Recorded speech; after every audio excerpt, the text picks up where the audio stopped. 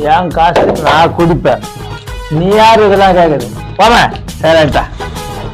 இதெல்லாம் தேவையா? இப்படி வாங்க.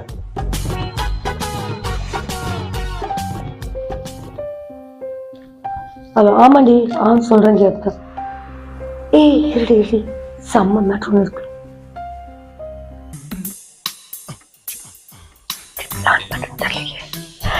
அட பாவி மனுஷா, ஏண்டா குடிக்க வேணாம்னு தலைப்படா அடிச்சுக்கிறேனே, இந்த மாதிரி பண்ணுறியே. சி, உன்னெல்லாம் வச்சு நான் எப்படி வாழ்றது? டெய்லி குடிச்சிட்டு இந்த மாதிரி ஊஞ்சி கிடக்குறியே, உன்னை டெய்லி இட்டுன்னு போய் வீட்டுல சேர்க்கறது எனக்கு பெரும் பாடா போச்சு.